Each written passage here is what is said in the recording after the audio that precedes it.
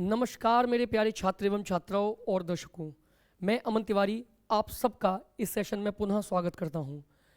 जैसा कि आप जानते हैं, मैं एक सीरीज चला रहा हूं हिंदी संपूर्ण हिंदी आपको यहाँ पे पढ़ाऊँगा इंटरनेट के माध्यम से, इस यूट्यूब के माध्यम से, और जिसमें आप लोग बीते 3 वीडियो देख चुके हैं, जिन वीडियोज़ में मैंने हिंदी भाषा के विकास से संबंधित और हिंदी भाषा से संबंधित तमाम तथ्य आप लोगों तक पहुंचाए। उम्मीद करता हूं आपको मेरी कक्षाएं पसंद आ रही होंगी, आपको समझ में आ रहा होगा। इसी क्रम में मैं पुनः आज एक कक्षा फिर लेके आया हूं हिंदी भाषा के विकास से ही संबंधित। आज हिंदी भाषा के विकास का ये अंतिम वीडियो होगा, उसके बाद फिर हम वर्णमाला से शुरू करेंगे। लेकिन मैं आपको बता दूं, इस वीडियो के बाद जो वीडियो आपको प्राप्त होगा वो वीडियो अब इन पिछली कक्षाओं और आज की कक्षा को लेकर प्रश्नोत्तरी वाला होगा अगला वीडियो। मतलब मैं जो अगला वीडियो लेके आऊँगा वो अभी तक आपने जो सीखा है उसको आप चेक करिए, जांचिए कि आपने जो वीडियो देखा क्या आप उसको देखने के बाद, समझने के बाद प्रश्न कर पा रहे हैं। वो प्रश्न परीक्षा के दृष्टिकोण से बहुत महत्वपूर्ण होंगे और आपकी जांच के लिए भी बहुत ज़रूरी हैं, ताकि आपको ये पता चल सके कि आप मेरे द्वारा बताए गए तथ्यों से कितना सीख रहे हैं। चलिए आज की कक्षा को मैं शुरू करने जा रहा हूं और आज का जो हमारा टॉपिक है वो है लिपि। आज हम लिपि के बारे में सीखेंगे, लिपि क्या होता है, और हम ये भी जान पाएंगे कि लिपि का इतिहास क्या है, भारत में लिपियों का क्या इतिहास है, कैसे लिपि जन्मी है, देवनागरी लिपि का कैसे विकास हुआ है। ये तमाम चीज़ें मैं आज आपको बताने वाला हूँ।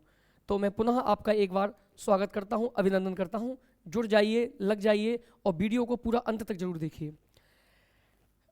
आपको पता होगा कि जब भी किसी भाषा को लिखा जाता है तो हम लिखने के लिए जिन प्रतीक चिन्हों को, जिन आकृतियों को बनाते हैं वो लिपि होते हैं। एक बात ध्यान रखना बच्चों, लिपि और भाषा दोनों अलग अलग चीज़ हैं। भाषा मौखिक ध्वनि होती है, जबकि लिपि लिखित चिन्ह जिनको लिखा जाता है। और किसी भी भाषा को किसी भी लिपि के माध्यम से लिखा जा सकता है।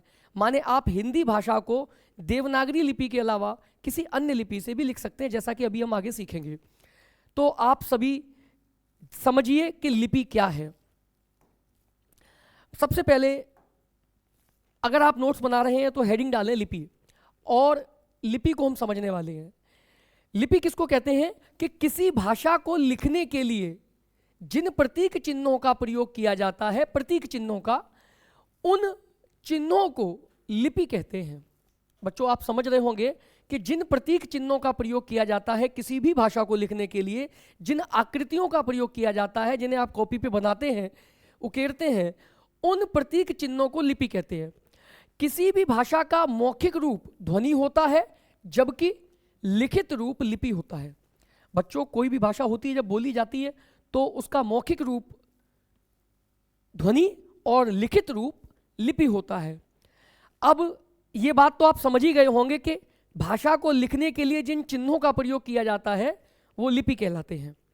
देखिए, जैसे मैं एक वाक्य बोलना चाहूँ, मुंह से बोलना चाहूँ कि आप मेरे दोस्त हो या वह मेरा दोस्त है, ये बात मैं बोलना चाहूँ, तो इस बात को, इस मौखिक ध्वनि को लिखने के लिए हम जिन चिन्हों का प्रयोग करेंगे वो चिन्ह लिपि कहलाएंगे। जैसे आप देखिए, वह मेरा दोस्त है, वह मेरा दोस्त है, इस बात को मैंने लिखा। और इस बात को लिखने के लिए मैंने जिन आकृतियों को बनाया, जो आकृति आप ये देख रहे हैं शब्दों के रूप में, ये जो आकृति देख रहे हैं, ये जो चिन्ह देख रहे हैं, ये चिन्ह लिपि है। हर भाषा की अपनी एक व्यक्तिगत लिपि होती है और आप किसी भी भाषा को किसी दूसरी लिपि से भी लिख सकते हैं। जैसे मैं अगर इसी चीज को लिखना चाहूं, वह मेरा दोस्त है। आप देखिए, वह मेरा दोस्त है, वह मेरा दोस्त है। जो बात ऊपर लिखी है वही बात नीचे भी लिखी है, लेकिन ऊपर मैंने जिन चिन्हों का प्रयोग किए हैं, जो मैंने चिन्ह प्रयोग किए हैं वो चिन्ह हैं देवनागरी लिपि के, और जो चिन्ह मैंने नीचे प्रयोग किए हैं वो चिन्ह हैं रोमन लिपि के। अभी बच्चे कहेंगे कि ये अंग्रेजी वाली है, ये अंग्रेजी में लिखा है, ये हिंदी में लिखा। ऐसा नहीं है बच्चों, अंग्रेजी भाषा है, हिंदी भी एक भाषा है। हिंदी को लिखने के लिए हम जिस चिन्ह का प्रयोग करते हैं, वर्णमाला के जो अक्षर बनाते हैं वो देवनागरी लिपि के हैं, और अंग्रेजी, फ्रेंच, जर्मन, इन भाषाओं को लिखने के लिए हम जिन चिन्हों को बनाते हैं वो रोमन लिपि के हैं। ये रोमन लिपि में लिखा हुआ है, लेकिन इसको जब पढ़ोगे तो ध्वनि क्या निकलेगी, वह मेरा दोस्त है। तो ये जो ध्वनि निकली है भाषा कौन सी है, ये हिंदी भाषा है। उम्मीद करता हूं आप समझ रहे होंगे कि लिपि में और भाषा में क्या अंतर है। किसी भी भाषा को लिखने के लिए जो चिन्ह प्रयोग किए जाते हैं, जो आकृतियां बनाई जाती हैं, उन्हें हम लिपि कहते हैं। हिंदी भाषा को लिखने के लिए जिन चिन्हों का प्रयोग किया जाता है या जिन चिन्हों का प्रयोग होता है वे देवनागरी लिपि के हैं। वो किसके हैं, वो देवनागरी लिपि के चिन्ह हैं बच्चों। ऐसा नहीं है कि केवल हिंदी को ही देवनागरी लिपि से लिखा जाता है, अन्य भाषाएं भी हैं जो देवनागरी लिपि से लिखी जाती हैं, जैसे मराठी है, संस्कृत है, नेपाली है, ये भाषाएं भी देवनागरी लिपि से ही लिखी जाती हैं। लेकिन यहाँ बात हिंदी की है, तो हम ये समझ लें कि हिंदी भाषा को लिखने के लिए जिन चिन्हों का प्रयोग किया जाता है वे देवनागरी लिपि के चिन्ह हैं बच्चों। फिर से समझ लीजिए कि भाषा को लिखने के लिए जिन आकृतियों का या जिन चिन्हों का प्रयोग किया जाता है वो देवनागरी लिपि के, वो लिपि कहलाते हैं, और हिंदी को लिखने के लिए जिन चिन्हों का प्रयोग किया जाता है वे देवनागरी लिपि के चिन्ह हैं। आगे बढ़ते हैं।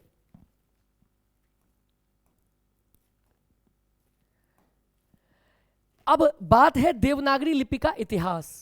इतिहास से मेरा संबंध ये है, इस बात को कहने का संबंध उद्देश्य ये है कि आप कम से कम ये जान सकें कि देवनागरी लिपि कैसे पैदा हुई या किन लिपियों के योगदान से ये पैदा हुई।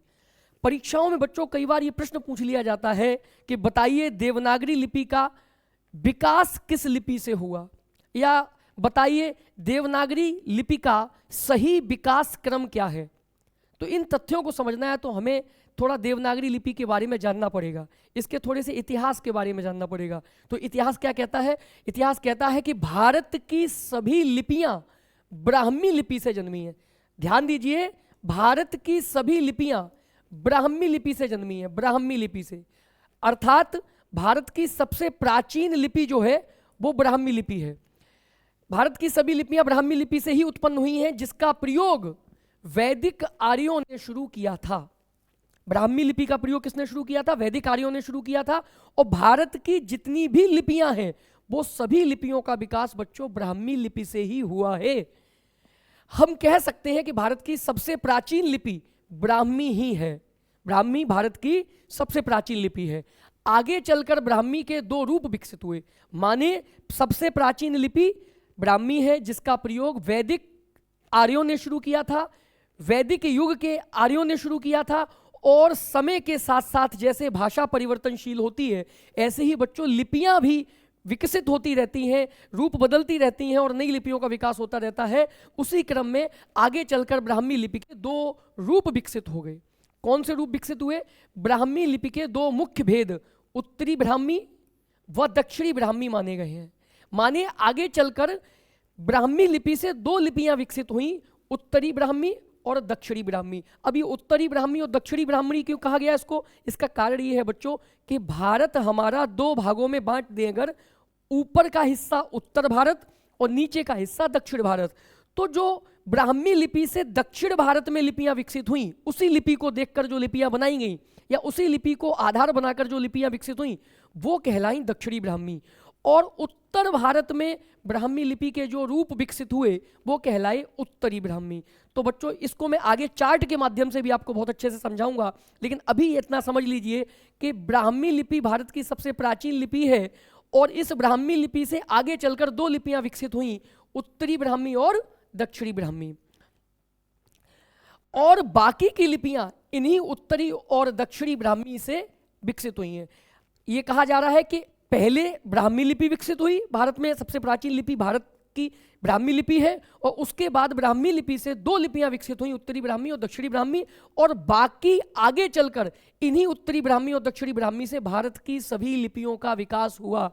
इस तथ्य को समझ लीजिए। तो वो विकास किस तरीके से हुआ, किस क्रम में हुआ, इस तथ्य को भी समझते हैं। दक्षिणी ब्राह्मी लिपि से ध्यान दीजिए बच्चों, हम बात कर रहे हैं अब किसकी?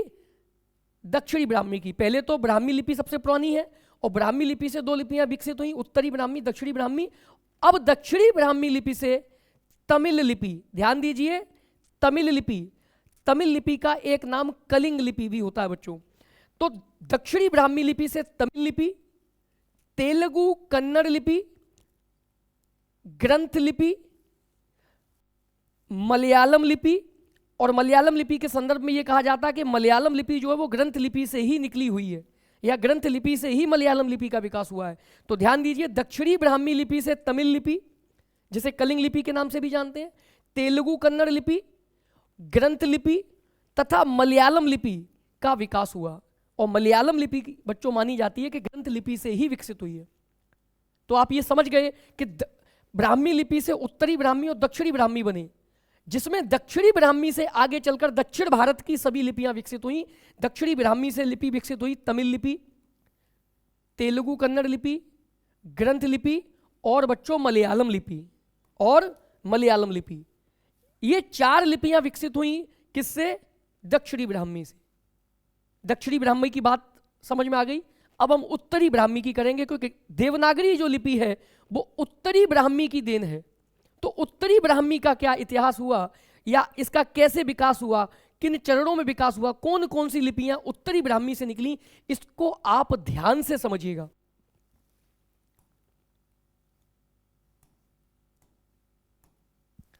बच्चों, उत्तरी ब्राह्मी लिपि से गुप्त लिपि, ध्यान दीजिए, नाम याद करते रहिए, कॉपी कलम ले लीजिए, चाहो पॉज कर दो वीडियो, पॉज करने के बाद आप नोट करते रहो कि उत्तरी ब्राह्मी लिपि से गुप्त लिपि, फिर गुप्त लिपि से सिद्ध मातृका लिपि।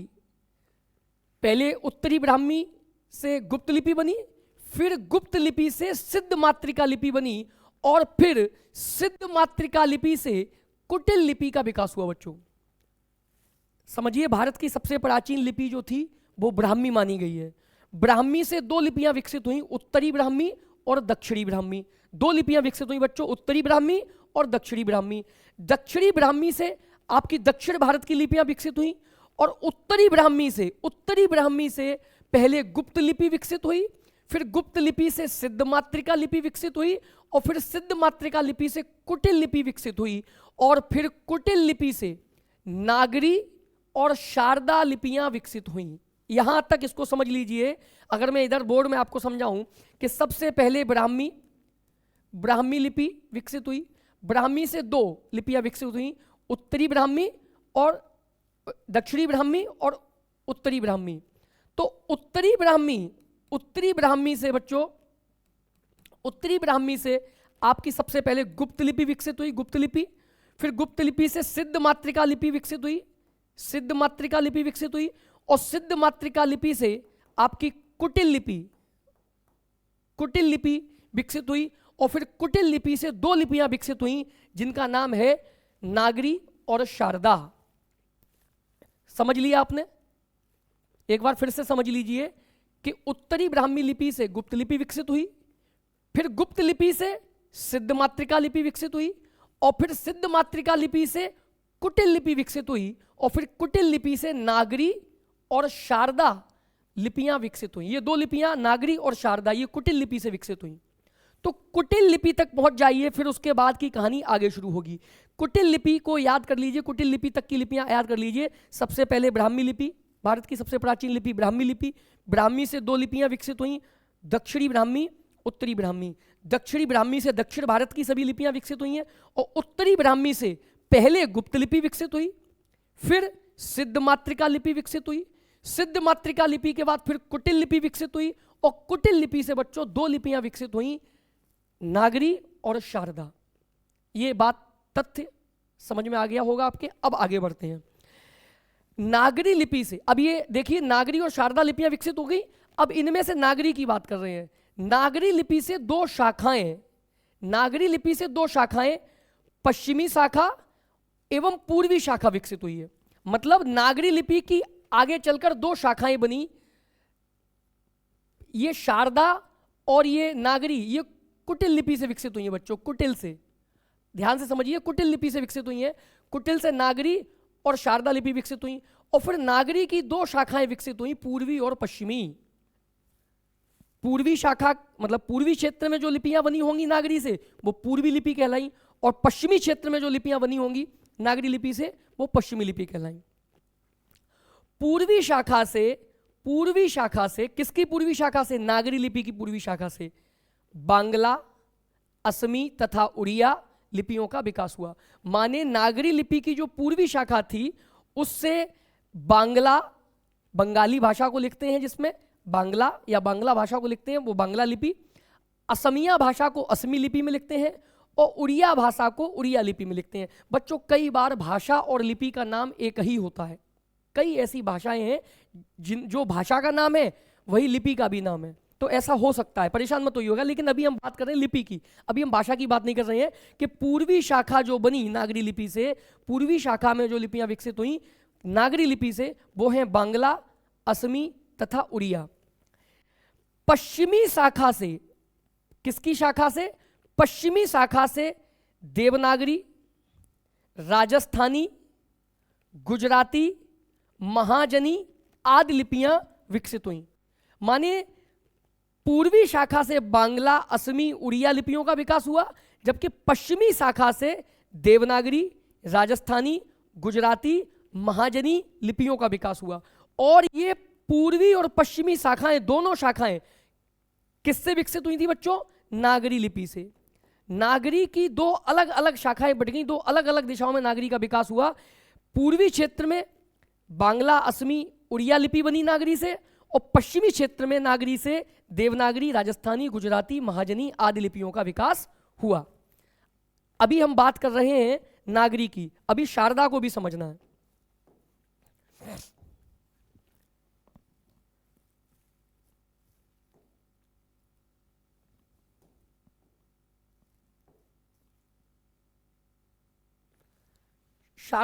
शारदा लिपि के लिए पहले ही उसमें दिया था एक पॉइंट, मैं शायद भूल गया। शारदा लिपि का पहले ही पॉइंट दे दिया है। ये देखिए कुटिल लिपि से नागरी और शारदा बनी थी, जिसमें नागरी की क्या लिपियां हुई वो मैंने आपको बताई, पूर्वी शाखा और पश्चिमी शाखा विकसित हुई। और पूर्वी शाखा में आपकी बांग्ला, असमी, उड़िया लिपियों का विकास हुआ, जबकि पश्चिमी शाखा से देवनागरी, राजस्थानी, गुजराती और महाजनी लिपियों का विकास हुआ। ये तो हमने समझ लिया। अब जो शारदा लिपि विकसित हुई थी किससे? कुटिल लिपि से। उसका क्या हुआ?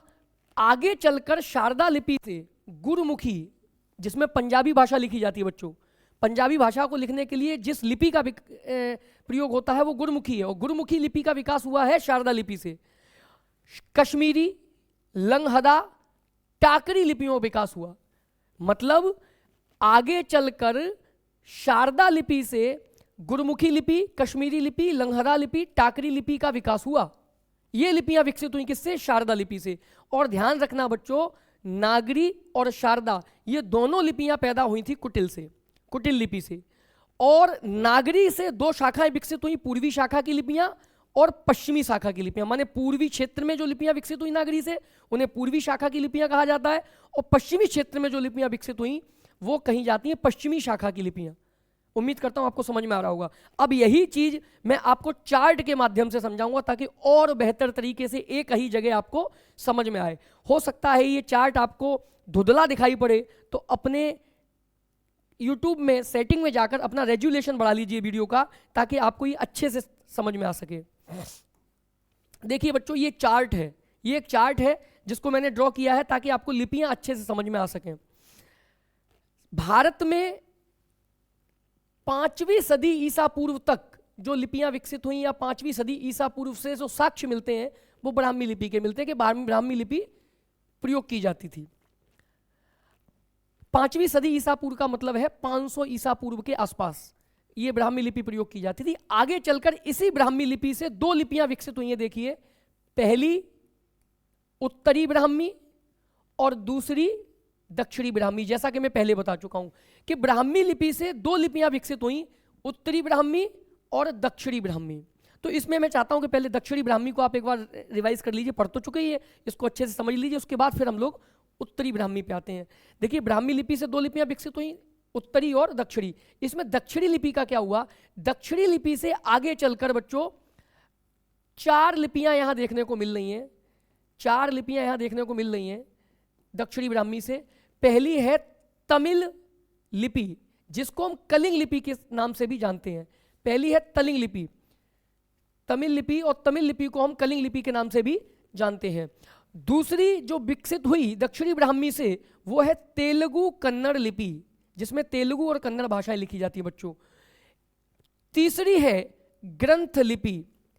ग्रंथ लिपि एक अति प्राचीन लिपि है बच्चों, और ये कहते हैं कि आगे चलकर इसी ग्रंथ लिपि से मलयालम लिपि का विकास हुआ है। हालांकि मैं चाहता तो इसके नीचे एरो लगा के लिखता, लेकिन मैं समझाना ये चाहता था कि दक्षिणी ब्राह्मी का योगदान जो है वो इन 4 लिपियों के लिए है, तमिल लिपि, तेलुगु कन्नड़ लिपि, ग्रंथ लिपि और मलयालम लिपि। और ध्यान रखना, ये जो मलयालम लिपि है ऐसा कहा जाता है कि ग्रंथ लिपि से ही विकसित हुई है। माने पहले दक्षिणी ब्राह्मी से तमिल लिपि, तेलुगु लिपि, तेलुगु कन्नड़ लिपि और ग्रंथ लिपि का विकास हुआ, फिर इसके बाद ग्रंथ लिपि से मलयालम लिपि का विकास हुआ। लेकिन हमें दक्षिण भारत की लिपियों से ज़्यादा मतलब नहीं है, क्योंकि दक्षिण भारतीय भाषाएं हिंदी से बिल्कुल पृथक है। हमें मुख्य जो हमारा उद्देश्य है वो है हिंदी को समझना, हिंदी की लिपि को समझना। लेकिन फिर भी मैं आपको समझा दे रहा हूं कि ब्राह्मी लिपि से जो दक्षिणी ब्राह्मी लिपि विकसित हुई थी, उससे तमिल लिपि, तेलुगु कन्नड़ लिपि, ग्रंथ लिपि और मलयालम लिपि का विकास हुआ। अब हम बात करते हैं उत्तरी ब्राह्मी की बच्चों, उत्तरी ब्राह्मी की। बच्चों उत्तरी ब्राह्मी से गुप्त लिपि का विकास हुआ। ध्यान से आप देख सकते हैं कि गुप्त लिपि का विकास हुआ।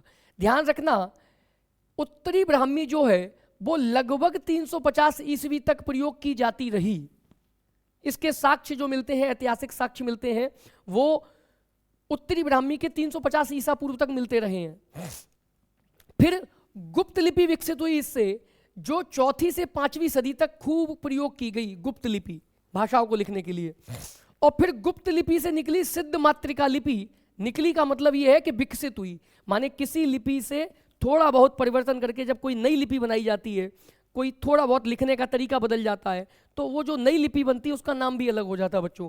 जैसे ब्राह्मी लिपि बोली जाती थी, उसमें थोड़ा परिवर्तन किया तो 2 लिपियां बनी। दक्षिण भारत के लोगों ने जो लिपि विकसित करी, दक्षिण भारतीय लोगों ने जो विकसित कर ली, उसको दक्षिणी ब्राह्मी कहा गया। और उत्तर भारत में जो विकास हो गया, जो परिवर्तन हो गया, वो उत्तरी ब्राह्मी कहलाया। और उत्तरी ब्राह्मी से फिर गुप्त लिपि विकसित हुई, और गुप्त लिपि से ही फिर सिद्ध मातृका लिपि विकसित हुई, जो 6वीं सदी से 8वीं सदी तक, मतलब 600 से 800 ईस्वी तक लगभग प्रयोग की जाती रही सिद्ध मातृका लिपि। फिर इसके बाद सिद्ध मातृका लिपि से कुटिल लिपि का विकास हुआ बच्चों, कुटिल लिपि का। और कुटिल लिपि जो है 8वीं सदी से 9वीं सदी तक इसके साक्ष्य मिलते हैं।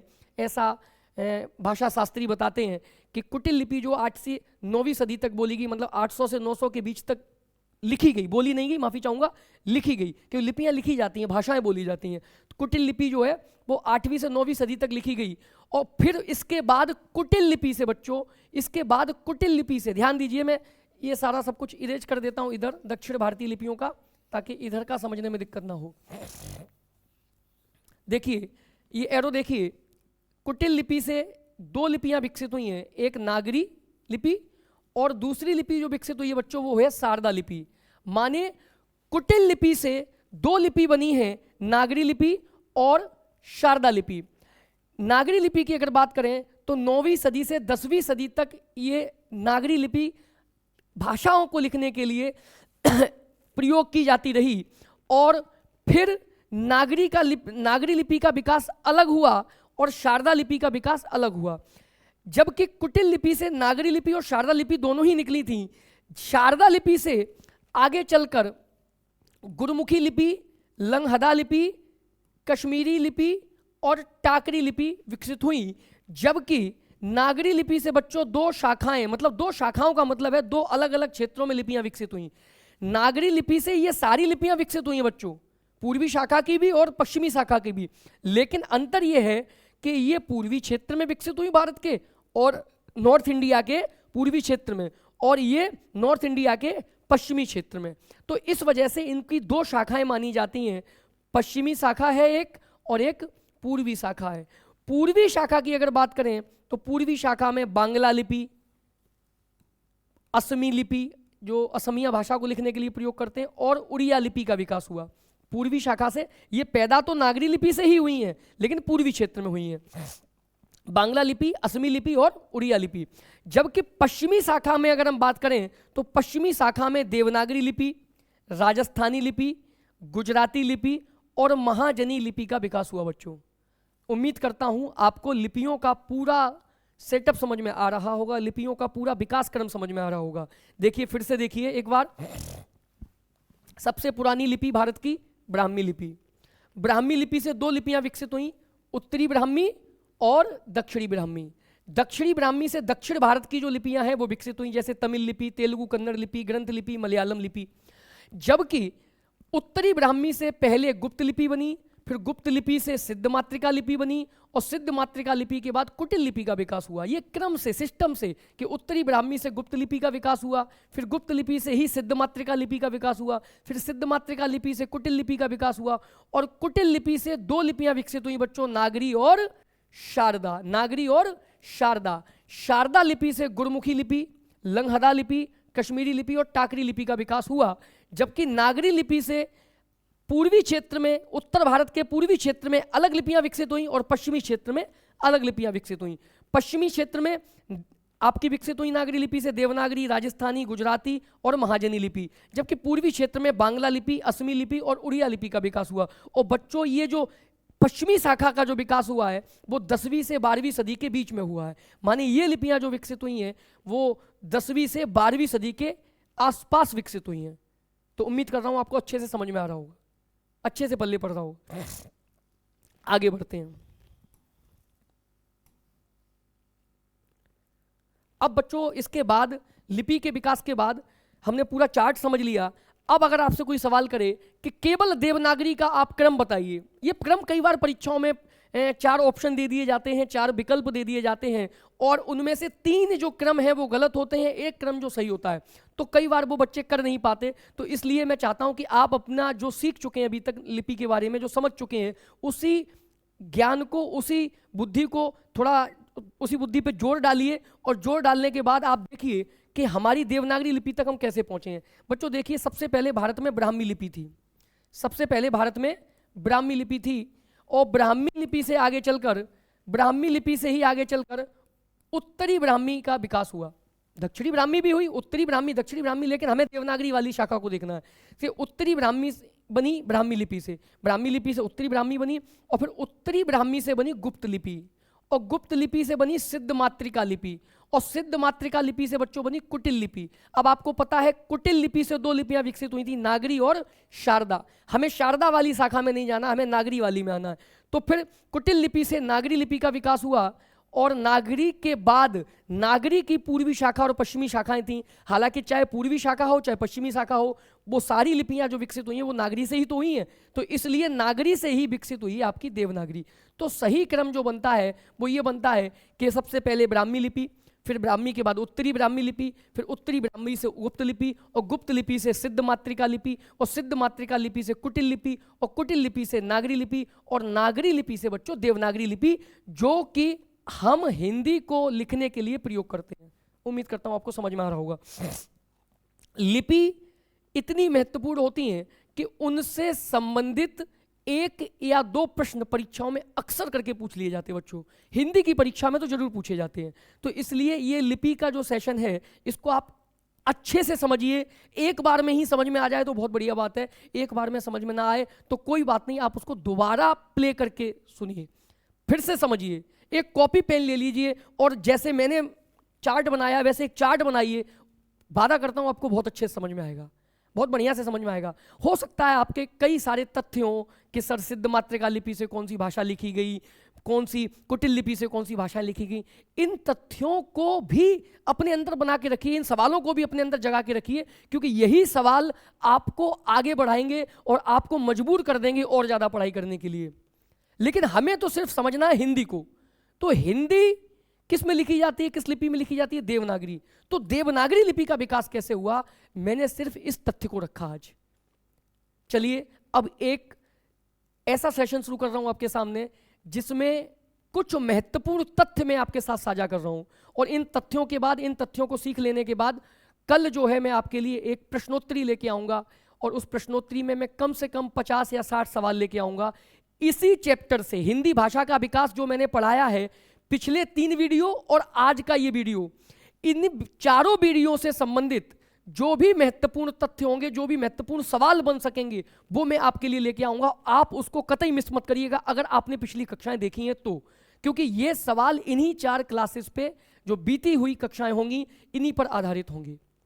चलिए एक रैपिड फायर की तरह हम लोग खेलते हैं, जल्दी जल्दी हम प्रश्नों कुछ तथ्य पढ़ेंगे और वो तथ्य कल की परीक्षा में आपको बहुत मदद देंगे।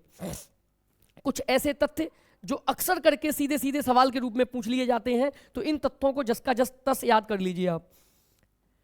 ये तथ्य जो है वो महत्वपूर्ण तथ्य हैं हिंदी भाषा के विकास से संबंधित। इस चैप्टर से इस अध्याय से कई प्रश्न इसमें बन जाते हैं, तो वो सारे तथ्य प्रश्न नहीं लेके आया हूं, सीधे सीधे उनके उत्तर लेके आया हूं और तथ्यों की तरह से आप इसको याद कर लीजिए। जैसे हिंदी विश्व की तीसरी सबसे ज्यादा बोली जाने वाली भाषा है। विश्व में लगभग बच्चों 3000 भाषाएं बोली जाती हैं और उन 3000 भाषाओं में से हिंदी का कौन सा नंबर है? सर्वाधिक जनता के द्वारा जो भाषा प्रयोग करी जाती है उसमें हिंदी का नंबर कौन सा है?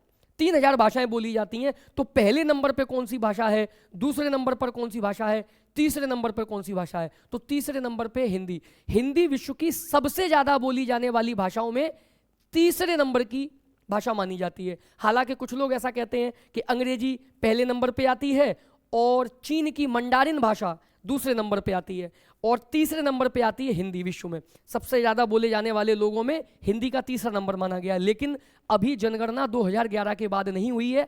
जनगणना अगर हो तब सही पता चले कि हिंदी विश्व की तीसरी सबसे बड़ी भाषा है या दूसरी।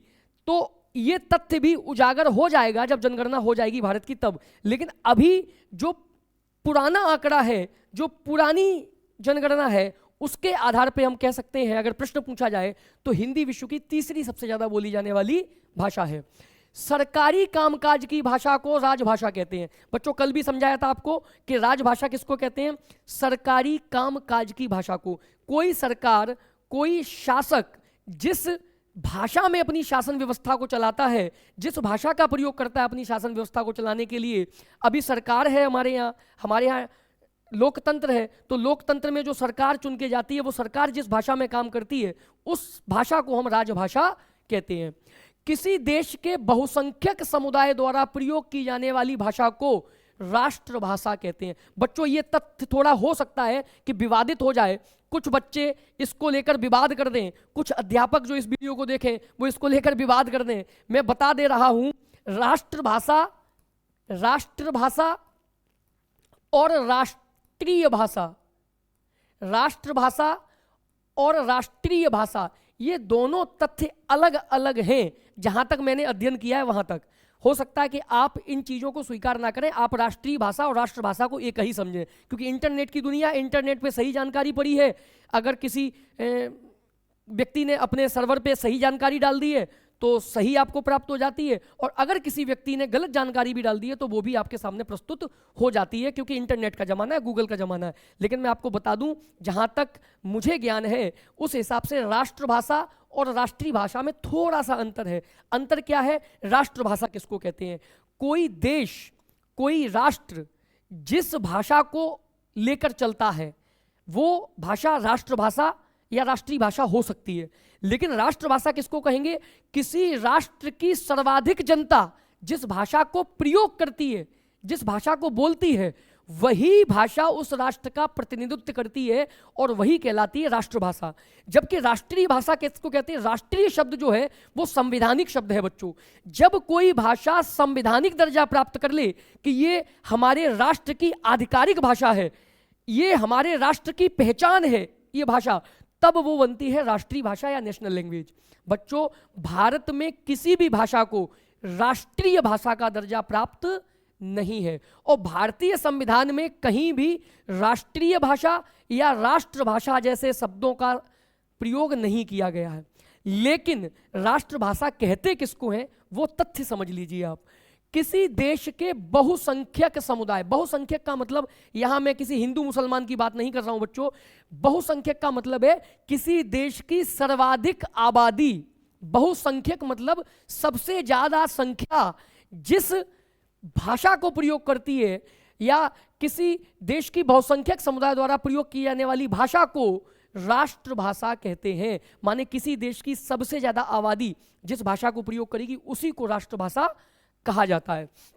लेकिन भारत में किसी भी भाषा को संवैधानिक तौर पर राष्ट्रभाषा का दर्जा प्राप्त नहीं है। जब किसी भाषा को राष्ट्रभाषा का दर्जा संवैधानिक तौर पे प्राप्त हो जाता है बच्चों, तो उसको राष्ट्रीय भाषा कहते हैं, उसको राष्ट्रीय भाषा कहते हैं। लेकिन राष्ट्रभाषा का जो शाब्दिक अर्थ है वो ये है कि किसी देश में सबसे ज्यादा आबादी जिस भाषा को प्रयोग करती है वो राष्ट्रभाषा ही होती है। हिंदी भारत में सबसे ज्यादा प्रयोग की जाने वाली भाषा है, तो मैं दावे के साथ ये कह सकता हूं कि हिंदी राष्ट्रभाषा है। बेशक इसे अभी राष्ट्रीय दर्जा संवैधानिक तौर पर प्राप्त नहीं है, राष्ट्रीय भाषा का दर्जा इसको संवैधानिक तौर पर प्राप्त नहीं है, लेकिन इसके सैद्धांतिक स्वरूप को देखें, शब्द के स्वरूप को देखें, शब्द के अर्थ को देखें, तो उसके हिसाब से हम कह सकते हैं हिंदी भारत की राष्ट्रभाषा है। क्यों? क्योंकि ये भारत के सर्वाधिक लोगों के द्वारा प्रयोग की जाती है। हालांकि आप पेपर में उत्तर मत दे देना कि हिंदी भारत की राष्ट्रभाषा है। क्यों? क्योंकि संवैधानिक तौर पर संविधान अभी तक ये नहीं कहता है कि भारत की राष्ट्रीय भाषा या राष्ट्रभाषा हिंदी है। संविधान में कहीं भी राष्ट्रभाषा या राष्ट्रीय भाषा का उल्लेख नहीं है, राजभाषा का उल्लेख है बच्चों। चलिए आगे बढ़ते हैं। अगला टॉपिक जो है 14 सितंबर को हिंदी दिवस मनाया जाता है। कल मैंने आपको बताया था कि 14 सितंबर 1949 को हिंदी केंद्र की राजभाषा बनाई गई थी, संघ की राजभाषा बनाई गई थी। इसी उपलक्ष्य में 14 सितंबर को प्रत्येक वर्ष हम हिंदी दिवस मनाते हैं। तो ध्यान रखिए 14 सितंबर को हिंदी दिवस मनाया जाता है। 14 सितंबर 1949 को हिंदी को संघ की राजभाषा बनाया गया है। यह तथ्य भी याद कर लीजिए क्योंकि यह पेपर में कभी कभी पूछा जाता है कि हिंदी को राजभाषा का दर्जा कब प्राप्त हुआ, तो 14 सितंबर 1949 को। द्रविड़ परिवार की, ध्यान दीजिए यह तथ्य बहुत जरूरी है बच्चों, द्रविड़ परिवार की तमिल, तेलुगु, कन्नड़ तथा मलयालम को छोड़कर, मलयालम भाषा को छोड़कर शेष सभी भारतीय भाषाओं का विकास अपभ्रंशों से हुआ है। बच्चों ये तथ्य, अगर आपने अपभ्रंशों को नहीं जाना है, अपभ्रंश नहीं जानते हैं, तो मेरी पिछली कक्षाएं जाइए। हिंदी भाषा का विकास 1, हिंदी भाषा का विकास 2, हिंदी भाषा का विकास 3, इन तीनों को देख लीजिए, आप समझ जाएंगे अपभ्रंश किसे कहते हैं और अपभ्रंश भाषाएं कौन सी थी। द्रविड़ परिवार की, द्रविड़ परिवार की आपको भाषा परिवार पढ़ाए थे।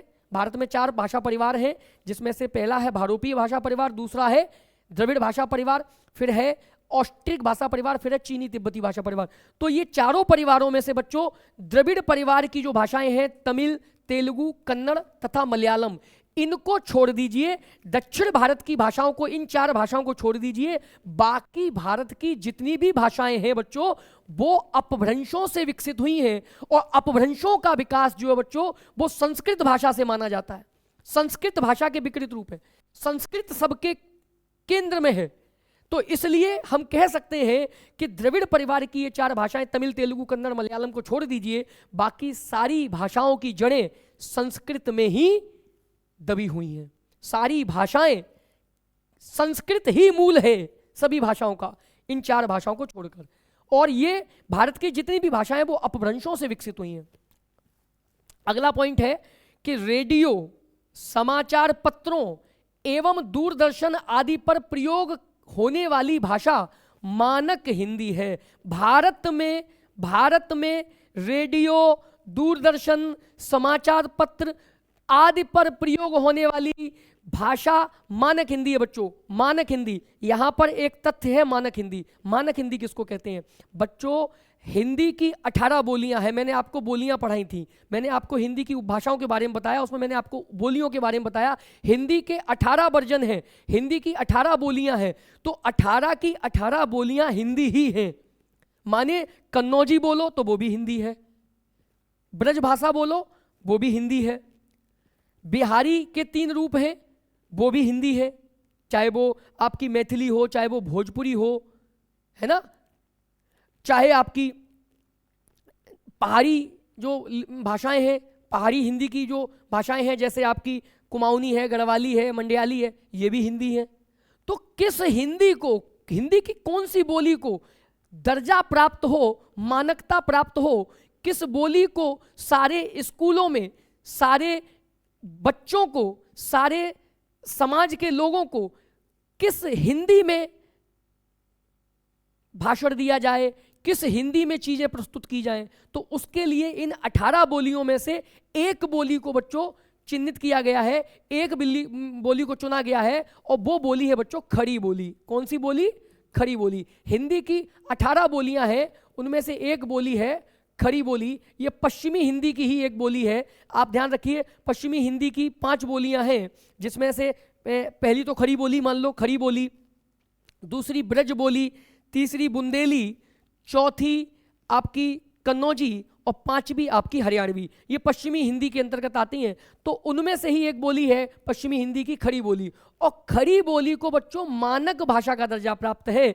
मतलब मानक भाषा मतलब ये कि किस हिंदी का व्याकरण बना है, किस हिंदी का व्याकरणीकरण किया गया है, किस हिंदी में नियम आदि बनाए गए हैं, किस हिंदी को हम स्कूलों में सिखा सकते हैं जाकर। 18 की 18 बोलियां हिंदी की सिखाएंगे जाके, फिर तो बच्चा पढ़ लिया, फिर तो एकदम सिलेबस ब्रॉड हो जाएगा। इसलिए उनमें से एक बोली को चुना गया है, और वो बोली है खड़ी बोली। और खड़ी बोली को ही बच्चों हिंदी की मानक भाषा का दर्जा प्राप्त है। यही हमारी हिंदी के तौर पर स्टैंडर्ड लैंग्वेज है।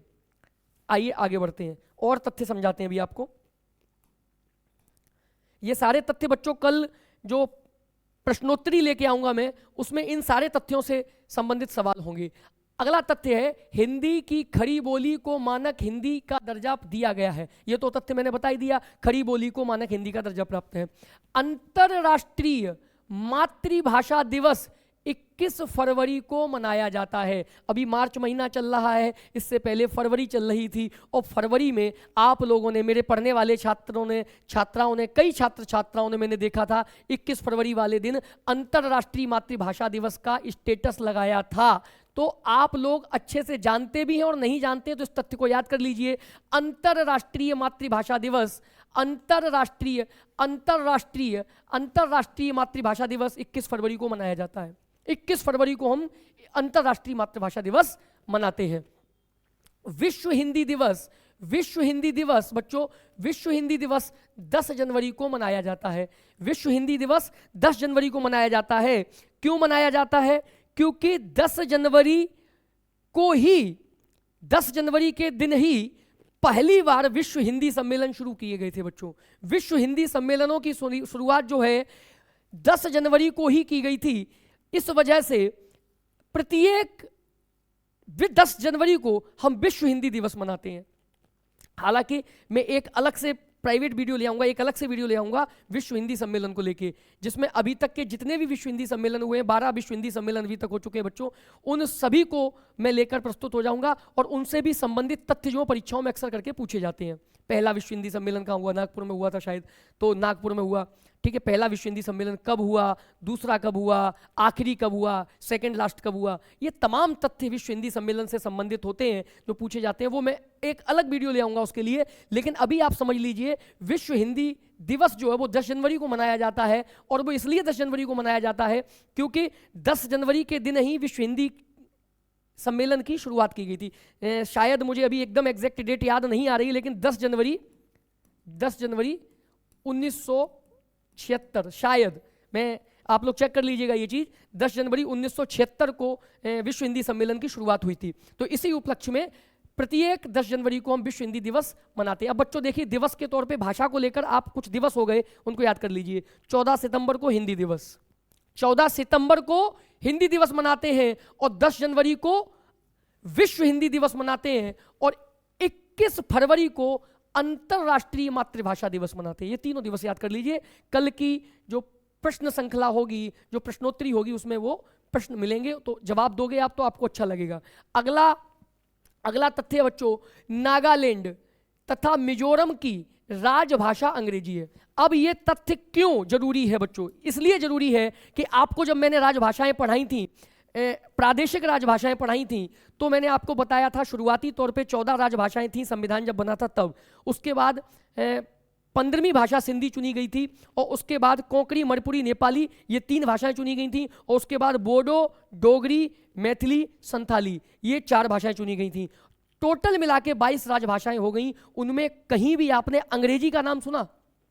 अंग्रेजी को अभी तक राजभाषा का दर्जा प्राप्त नहीं है। अंग्रेजी को अभी तक राजभाषा का दर्जा प्राप्त नहीं है। हमारे संविधान में अंग्रेजी को कहीं भी राजभाषा के तौर पे इस्तेमाल नहीं किया गया है, प्रयोग नहीं किया गया है। लेकिन फिर भी, इसके बावजूद भी, चूंकि राज्यों को यह अधिकार है, वो अपनी जनता, अपनी आवाम और अपनी शासन प्रणाली को जिस भाषा में चाहे चला सकते हैं, तो उसी अधिकार का प्रयोग करते हुए नागालैंड तथा मिजोरम की राजभाषा अंग्रेजी है। तो पेपर में पूछ लेता है बच्चों, बताइए किन राज्यों ने अंग्रेजी को राजभाषा बना रखा है भारत में? तो नागालैंड और मिजोरम।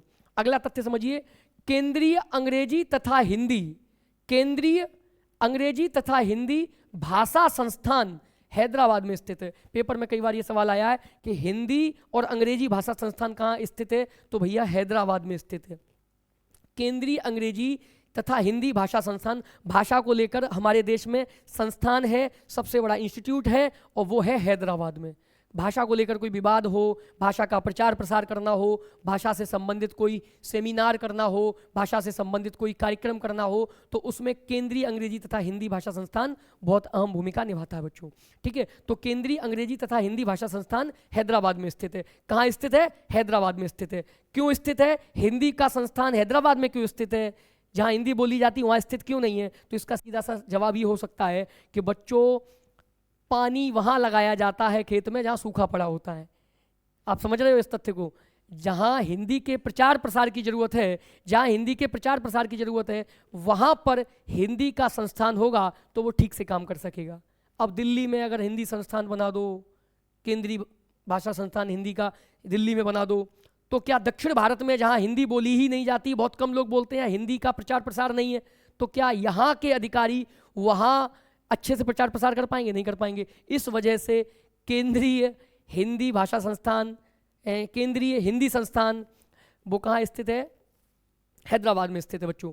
प्रथम हिंदी सम्मेलन, देखिए प्रथम हिंदी सम्मेलन बहुत जरूरी तथ्य है। वो 76 वाली डेट 75 कर लीजिए, क्योंकि 10 जनवरी, मैंने गलती से 10 जनवरी 1976 बोल दिया था। 10 जनवरी 1975, 1975, क्योंकि 76 में तो मॉरिशस ने किया था, बिल्कुल सही है। 1976 में 75, 1976 में तो मॉरिशस ने किया था। मॉरिशस ने अपने यहाँ आयोजित किया था हिंदी विश्व हिंदी सम्मेलन। लेकिन 10 जनवरी 1975 को नागपुर में पहली बार हिंदी सम्मेलन, विश्व हिंदी सम्मेलन 1975 में नागपुर में संपन्न हुआ था बच्चों, नागपुर में संपन्न हुआ था।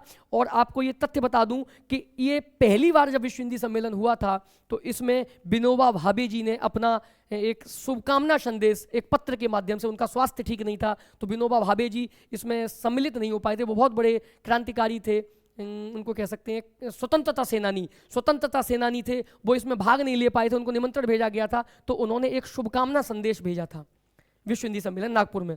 तो नागपुर में पहली बार विश्व हिंदी सम्मेलन 10 जनवरी 1975 में शुरू हुआ था बच्चों, 10 जनवरी 1975 को हुआ था।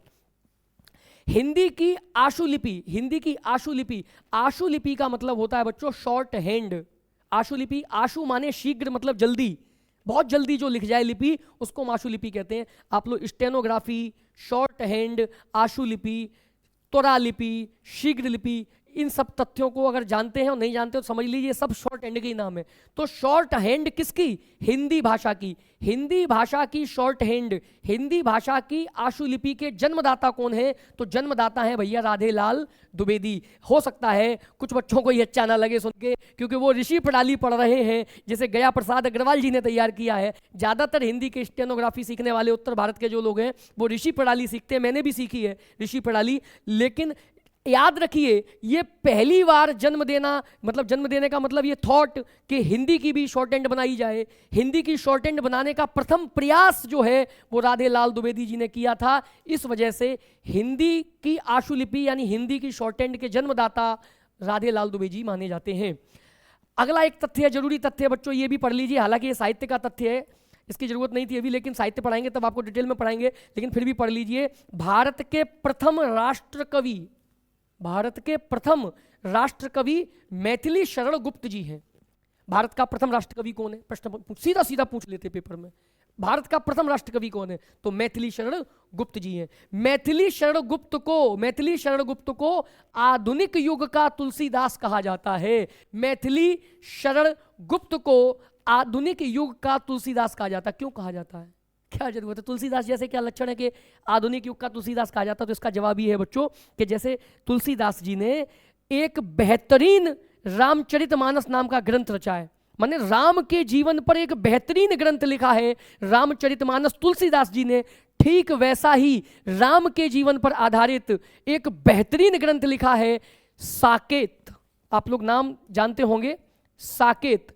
साकेत आधुनिक युग की रामायण कही जाती है बच्चों। साकेत में जो मैथिली शरण गुप्त जी ने जो लक्ष्मण की पत्नी उर्मिला का जो वर्णन किया है, अद्भुत वर्णन किया है साकेत में, और साकेत को रचा है। अब बच्चा साकेत जो अयोध्या का पुराना नाम था, तो इस वजह से अयोध्या के पुराने नाम माने साकेत नगरी के नाम पर ही उन्होंने अपनी रामायण का नाम रखा साकेत। किसने? मैथिली शरण गुप्त जी ने। तो मैथिली शरण गुप्त जी ने तुलसीदास जी की तरह एक बेहतरीन राम के ऊपर ग्रंथ रचा, इसलिए इन्हें आधुनिक का तुलसीदास कहा जाता है। आपको समझ में आ गया क्यों तुलसीदास कहा जाता है इनको। हिंदी पर प्रथम ज्ञानपीठ पुरस्कार सुमित्रानंदन पंत को मिला हुआ है। हिंदी पर प्रथम ज्ञानपीठ पुरस्कार जो सुमित्रानंदन पंत को मिला, इसको भी पॉइंट को याद कर लीजिए आप। और देवनागरी लिपि, अब ये कुछ लिपियों से संबंधित तथ्य हैं बच्चों, इसको भी अच्छे से समझ लीजिए। देवनागरी लिपि जो है वो बाईं ओर से दाईं ओर लिखी जाती है, बाईं ओर से दाईं ओर, left hand to right hand, मतलब बाईं ओर से डेढ़ी साइड से सीधी ओर। आपने देखिए कॉपी ऐसी होती है अपनी, जैसे ये कॉपी है, मान लीजिए ये कॉपी है, तो इसमें प्रवाह पूछ लिया जाता है लिपियों का कई बार कि कौन सी लिपि किस दिशा से किस दिशा में लिखी जाती है। तो देखिए अब हमारी ये कॉपी है, अब ये हमारा हाथ है कॉपी के सामने, हम कॉपी के सामने ऐसे ही तो खड़े होते हैं बच्चों, इस तरीके से तो खड़े होते हैं। तो ये मेरा सीधा हाथ है, मतलब सीधा हाथ मतलब राइट हैंड, इसको कहेंगे दाईं साइड। और ये कौन सी साइड है? बाईं साइड है, मतलब लेफ्ट हैंड है वो बायां हाथ है, और जो राइट हैंड है वो दायां हाथ है। आप बताइए हिंदी किस तरफ से किस तरफ लिखते हैं? देवनागरी लिपि में हिंदी लिखते हैं तो किस तरफ से किस तरफ लिखते हैं? इधर से इधर लिखते हैं या इधर से इधर लिखते हैं? तो आपका जवाब है सर बाईं ओर से दाईं ओर, माने इधर से जय सिया राम। आप देखिए मैं किस दिशा से किस दिशा की ओर बढ़ा, बाईं ओर से दाईं ओर। बाईं ओर से दाईं ओर लिखी जाती है देवनागरी लिपि बच्चों, बाईं ओर से दाईं ओर लिखी जाती है। ये बहुत छोटा सा तथ्य है और कई बार मेरे प्यारे प्यारे बच्चे, भोले वाले बच्चे इस तथ्य को समझ नहीं पाते, पेपर में इसका भी उत्तर गलत कर देते हैं। धन्य है शिक्षा, धन्य है पढ़ाई, थोड़ा तो दिमाग लगाओ। हिंदी भाषा देवनागरी लिपि में लिखी जाती है और देवनागरी लिपि का जो प्रवाह है वो बाईं ओर से दाईं ओर है बच्चों, इसको तथ्य को समझ लीजिए। फारसी लिपि दाईं ओर से बाईं ओर लिखी जाती है। अब फारसी लिपि बच्चों, फारसी लिपि के अगर बारे में पूछा जाए कि किस तरफ से किस तरफ लिखी जाती है, तो फारसी लिपि देखिए, आप जितनी भी अरबिक भाषाएं हैं, अरबिक लैंग्वेजेस हैं, जैसे उर्दू हो गई, उर्दू भी एक अरबी फारसी लिपि में लिखी जाने वाली भाषा है। तो फारसी लिपि की कोई भी भाषा हो, चाहे वो स्वयं फारसी भाषा हो, चाहे अरबी भाषाएं हो कोई, तो जो वो ये लिपि है फारसी लिपि, ये फारसी लिपि किस तरफ से किस तरफ लिखी जाती है? तो बच्चों देखिए ये फारसी लिपि दाईं ओर से बाईं ओर लिखी जाती है। हालांकि मुझको नहीं आती फारसी लिपि, मैं थोड़ा सा उल्टा सीधा ऐसे ही गलत सलत ऐसे प्रयास करता हूँ, इस तरफ से इस तरफ लिखी जाती है।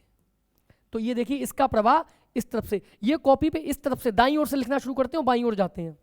ध्यान दीजिए, फिर से समझ लीजिए भैया कि जो फारसी लिपि है वो दाईं ओर से, ये कॉपी है तो ये दायां साइड है और ये बायां साइड है, तो दाईं ओर से बाईं ओर इधर ऐसे इस दिशा में लिखी जाएगी, दाईं ओर से बाईं ओर। जबकि देवनागरी लिपि है वो बाईं ओर से दाईं ओर लिखी जाती है। तो तथ्य समझ में आ गया होगा, आगे बढ़ते हैं। रोमन लिपि बाईं ओर से दाईं ओर लिखी जाती है। रोमन लिपि बच्चों अंग्रेजी, फ्रेंच, जर्मन, ये भाषाएं जो है रोमन लिपि में लिखी जाती है बच्चों। और ये भी हिंदी भाषा की तरह हिंदी भाषा की लिपि है देवनागरी। और देवनागरी लिपि कहां से लिखी जाती है? किधर से लिखी जाती है? देवनागरी लिपि जो बच्चों, देवनागरी लिपि जो है वो बाईं ओर से दाईं ओर लिखी जाती है, बाईं ओर से दाईं ओर लिखी जाती है। देवनागरी लिपि बाईं ओर से दाईं ओर लिखी जाती है और रोमन लिपि भी बाईं ओर से दाईं ओर लिखी जाती है। जैसे you are a good student. तो आप देखिए मैंने किस दिशा में लिखना शुरू किया रोमन लिपि को, बाईं ओर से दाईं ओर, बाईं ओर से लिखना शुरू किया और दाईं ओर की तरफ जा रहे हैं। उम्मीद करता हूं समझ में आ रहा होगा ये तथ्य कि रोमन लिपि बाईं ओर से दाईं ओर लिखी जाती है। अब चीनी और जापानी लिपियां, ये चीन की चाऊ माऊ और जापानी लिपियां बच्चों जो हैं, चीन की जो और जापान की जो लिपियां हैं वो ऊपर से नीचे की ओर लिखी जाती हैं। तो अद्भुत लोग हैं भाई, अद्भुत लोग हैं। ये पूरब दिशा का असर है भैया, पूरब दिशा में सूर्य पहले उगता है, इनकी लिपियां स्पेशल हैं। ये इनकी लिपियां जो है वो ऊपर से नीचे की ओर लिखी जाती है, माने इनकी दिशा जो रहती है बच्चों ऊपर से। ये ऐसे मत समझना मैंने कोई लिपि लिख दी है, ऐसे ही एवं कुछ भी बना दिया मैंने, लेकिन इनकी दिशा को अगर देखें तो ऊपर से नीचे की ओर। ये लेफ्ट टू राइट या राइट टू लेफ्ट नहीं चलते, ये अप टू डाउन चलते हैं। इनकी कॉपी हमेशा ऊपर से नीचे की ओर लिखी जाती है। इनकी कॉपी में ऐसी खड़ी, अपने यहाँ कॉपी में डंडियां कैसी होती हैं लिखने के लिए, लाइनें मात्राएं लाइनें कैसी होती है, ऐसी ऐसी होती हैं। और इनके यहाँ की कॉपियां जो होगी वो कैसी होंगी, इनके यहाँ की कॉपियां शायद ऐसी होंगी, ऐसी ऐसी इनके इसमें लिखते जाएंगे ऐसे ऐसे ऐसे ऐसे इसमें। तो ऊपर से नीचे की ओर लिखी जाती हैं चीनी और जापानी लिपियां। इस तथ्य को भी अच्छे से समझ लीजिए, पेपर में अगर प्रश्न पूछ लिया जाए कि चीनी और जापानी लिपियों का प्रवाह किस ओर से किस ओर है, बाईं ओर से दाईं ओर, दाईं ओर से बाईं ओर, नीचे से ऊपर की ओर, ऊपर से नीचे की ओर, तो आपका जवाब होगा ऊपर से नीचे की ओर, क्योंकि चीनी और जापानी लिपियां ऊपर से नीचे की ओर लिखी जाती हैं। अगला महत्वपूर्ण तथ्य बच्चों, अगला महत्वपूर्ण तथ्य है संस्कृत, हिंदी, मराठी तथा नेपाली भाषा को देवनागरी लिपि में लिखा जाता है। यह तथ्य भी समझ लीजिए कि देवनागरी लिपि में सिर्फ हिंदी ही नहीं लिखी जाती है, हिंदी के अलावा भी कई अन्य भाषाएं हैं जो देवनागरी लिपि में लिखी जाती है। कौन कौन सी? संस्कृत, मराठी, नेपाली और हिंदी। ये चारों भाषाएं बच्चों जो हैं देवनागरी लिपि में ही लिखी जाती हैं। माने जो छोटे आ से ज्ञा तक, श्रा तक जो वर्णमाला आप सीखते हैं वही वर्णमाला संस्कृत में भी सिखाई जाती है, मराठी में भी सिखाई जाती है, नेपाली में भी सिखाई जाती है। हो सकता है एक दो वर्ड का ऊपर नीचे हो, कि संस्कृत में एक दो वर्ड ऊपर नीचे हो जाते हैं, कुछ अलग वर्ड भी चलते हैं, लेकिन ज़्यादातर जो वर्ड हैं, जो अक्षर हैं, वो चारों भाषाओं के सेम ही होंगे, क्योंकि चारों को लिखा जाता है देवनागरी लिपि में। ठीक है बच्चों। अगला है अंग्रेजी, जर्मन तथा फ्रेंच। अंग्रेजी, जर्मन तथा फ्रेंच भाषा को रोमन लिपि में लिखा जाता है। बच्चों ये तीनों भाषाएं अंग्रेजी, जर्मन तथा फ्रेंच रोमन लिपि में लिखी जाती हैं। बच्चों इसी वजह से कई बार कुछ बच्चे, हम जैसे बोले वाले लोग, आप जैसे कुछ बोले वाले लोग, हो सकता है आप लोग ना हो लेकिन कुछ तो लोग होंगे ही, जो होंगे वो समझ जाएंगे। कुछ लोग ऐसे होते हैं जो जर्मन और फ्रेंच और अंग्रेजी में भेद ही नहीं समझते। हमको लगता है कि ये सब एक ही जैसे हैं, मतलब फ्रेंच को भी अंग्रेजी समझ बैठते हैं, जर्मन को भी अंग्रेजी समझ बैठते हैं। क्यों? क्योंकि जिन अक्षरों का प्रयोग अंग्रेजी को लिखने के लिए किया जाता है उन्हीं अक्षरों का प्रयोग जर्मन और फ्रेंच को लिखने के लिए किया जाता है, क्योंकि इन तीनों भाषाओं को बच्चों रोमन लिपि में लिखा जाता है। इन तीनों की लिपि जो है रोमन है। ठीक है, तो ये तथ्य भी समझ गए होंगे आप।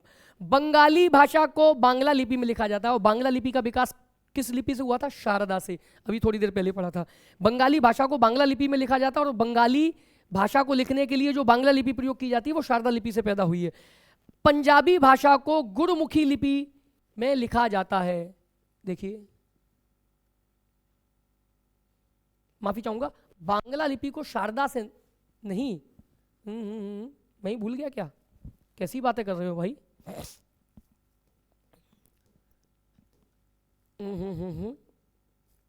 नागरी की, शारदा नहीं, शारदा से तो पंजाबी आएगी। ठीक है, देखिए बच्चों ये तथ्य मैं सही कर देता हूं।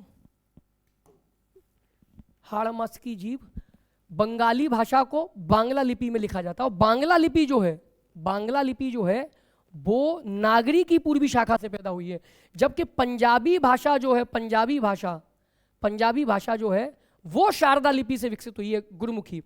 पंजाबी भाषा की जो लिपि है गुरमुखी, वो शारदा लिपि से विकसित हुई है। और तमिल भाषा को तमिल लिपि में लिखा जाता है, तमिल कन्नड़ लिपि। तेलुगु भाषा को ब्राह्मी लिपि में लिखा जाता है। तेलुगु भाषा की अपनी भी व्यक्तिगत एक लिपि, और वैसे ब्राह्मी लिपि में भी इसको लिखा जाता है। सभी भारतीय भाषाओं की लिपियां ब्राह्मी लिपि से जन्मी हैं।